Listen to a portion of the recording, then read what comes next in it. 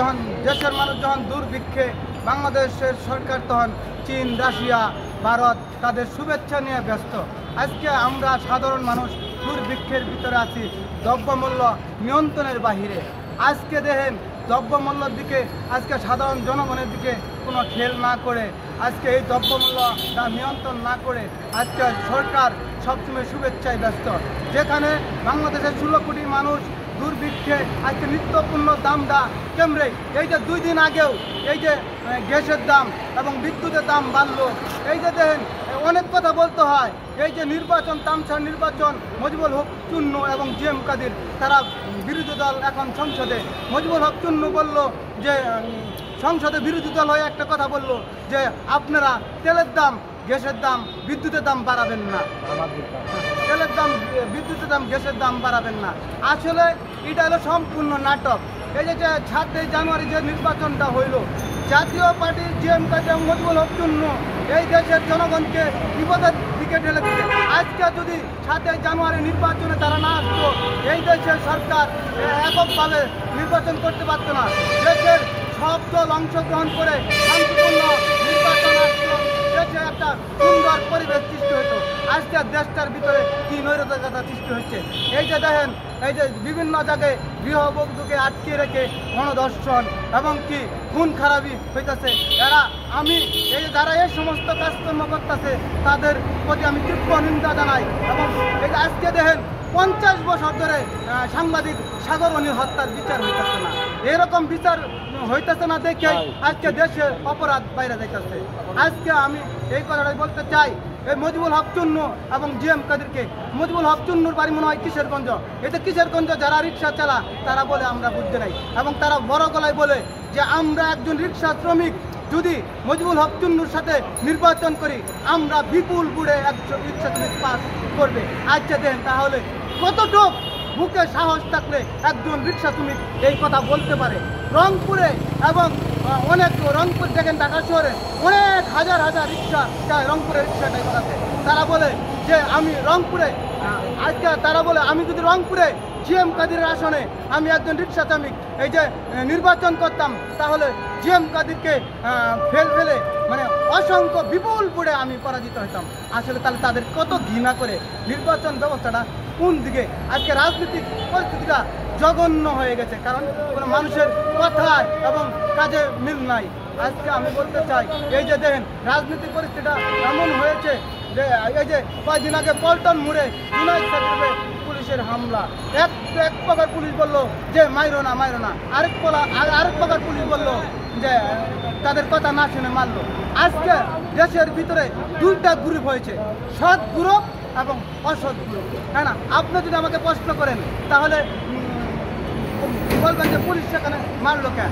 আজকে দেখেন ওসি প্রদীপের মতো অসংখ্য পুলিশ ডিপার্টমেন্টে অসংখ্য পুলিশ আছে এবং কি ভালো পুলিশও আছে। এই যে জায়গাটাতে দাঁড়াইছি কয়েকদিন আগে একজন ভিক্ষুককে একজন পুলিশ সহযোগিতা করে পার করে দিল। এই যে দেখেন মানবতাটা, সে ভালো না? অবশ্যই ভালো। সে যদি খারাপ কাজ করতো তাহলে তাকে তীব্র নিন্দা জানাইতাম।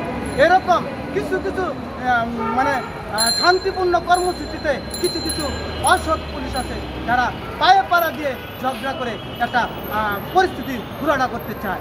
আজকে বাংলাদেশে কোনো স্বাধীনতা, এদেশে গত মাসে ফেব্রুয়ারি মাস ভাষার মাস গেল, আজকে শহীদ জব্বার, রফিক এবং কি যারা উসমান এবং যারা দেশের জন্য প্রাণ দিয়েছিল শুধু গণতন্ত্রের জন্য, এই বাংলাদেশকে স্বাধীন করার জন্য, আজকে কোনো বাংলাদেশ স্বাধীন নাই। আজকে দেখেন এখানে পল্টন মোড়ে সচিবালয় মিছিলে জুনায়েদ সাকির প্রতি হামলা, আমি তীব্র নিন্দা জানাই। আজকে চট্টগ্রাম বিশ্ববিদ্যালয়ে ছাত্রলীগ এবং 2 গ্রুপে নিজেরা যে মারামারি করলো, ওখানে কি সাধারণ শিক্ষার্থী নাই? অবশ্যই সাধারণ শিক্ষার্থী আছে, তার আতঙ্কের ভিতরে। ওখানে তো কেউ দেখলাম না, পুলিশ লাঠিচার্জ করলো। আজকে আমি নির্ভয়ে, আমি সত্যি কথা বলতে গিয়ে যদি আমার জেল ফাঁসি হয় তাও আমি ডরাই না, কারণ একদিন এই যে আমাদের বাপচাচারা 9 মাস যুদ্ধ করে মা বোনের ইজ্জতের বিনিময়ে, রক্তের বিনিময়ে এই দেশটাকে স্বাধীন করছে। এর জন্য আজকে দেখেন এই যে জাহাঙ্গীরনগর বিশ্ববিদ্যালয়ে একজন গৃহবধূকে আজকে গণধর্ষণ করলো। আজকে সে আমার ভাই না হোক, সে অন্য, আজকে যদি আমার একটা পরিবারকে আটকে রেখে গণধর্ষণ করতো, তাহলে আজ আমার মনে হয় জীবন দিয়ে দিতে রাজি আছে। এই যে গণধর্ষণ, এই সে জায়গায়, সেই পুরুষটার জায়গায় যদি সারা জীবনের কান্না, এটা জীবনে যতদিন বাঁচা থাকবো ধীরে ধীরে এটা এই যে মনের ভিতরে যে কষ্টটা, এই কষ্টটা আজকে যদি দেশে এরকম বিচার বিভাগ এরকম তাদের দৃষ্টান্তমূলক শাস্তি হতো, আমার মনে হয় এ ধরনের অকর্ম করার, এই ধরনের ন্যাক্কারজনক কাজ করার মতো আর কোনো মানুষ সাহস পেত না।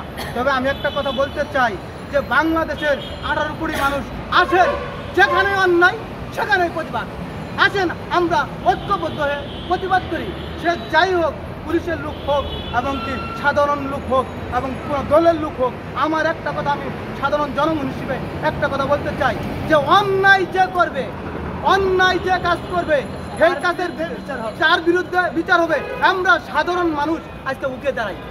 আজকে দেখেন যে কোনো ক্ষমতার দাপড়ে অনেক মানুষ, আপনার কথা যেটা কথা হলে যে আপনি বললেন গণনির্যাতন করলেন, তো আসলে তাদেরকে কোন ধরনের শাস্তি দিলে ঠিক?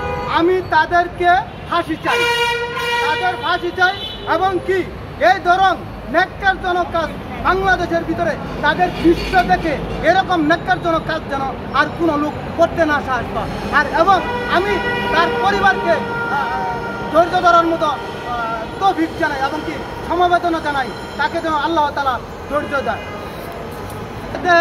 আজকে আমরা এই যে শুনেন, একটি কথা বলতে চাই, আপনি এই জিনিসটা সারা বিশ্বে ছড়িয়ে দেন। আজকে আগে তথ্যমন্ত্রী ছিল, এখন পররাষ্ট্রমন্ত্রী বলে যে আমার দেশে গরিব নাই, আমার দেশে সবার কাছে লক্ষ লক্ষ টাকা। আজকে দুঃখের কথা কি বলবো, আমার মেয়ে ফোন করে বলে যে আব্বু আমার কমলা আনবে। আমি বললাম যে আব্বু কমলা আনবনি, মিথ্যা আশ্বাস দিলাম। কমলা নেবো কই থেকে?